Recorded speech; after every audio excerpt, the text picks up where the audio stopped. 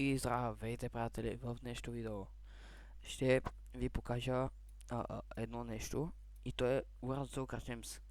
Това е игра, която си сегах на компютъра и ще направя кариера с някои от тези отбори. Надявам се някой да напише в коментарите с кой отбор искате, с кой отбор ще е най-интересно. Има отбор, ето на отбора си, то не показва всичките. Левски има Черномор, има ЦСКА 1968, нали, числото, ЦСКА София, Локомотив Пловдив, Арда Кърнали, Славия, Беро има, Ботев има, Локо София, Септември, Спартак, Добруджа, Ботев, Раза Монтана. В втора лига няма смисъл според мен. Те тук няма смисъл. В първа лига ще бъде. Кажете с кой отбор ще ми е най-интересно.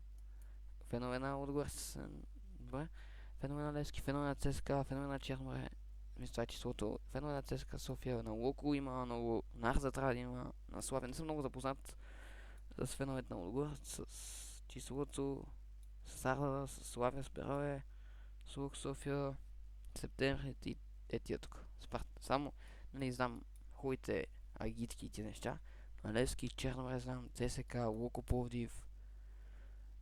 Славя не мога да кажа, че има много хубава, ама има. Всеки отбор има хубава гитка, но съм по-така запознат с тези на Локо Пловдив има, на Славия имат хубава, на Ботев, на Спартак, Варна дерби, Спартак и Черноморе, Лудогорец с Левски също е дерби. Всичко е тук, почти всичко е дерби. И това да ви кажа, който е любим отбор, напишете го в коментарите, който ще ви е най-интересен.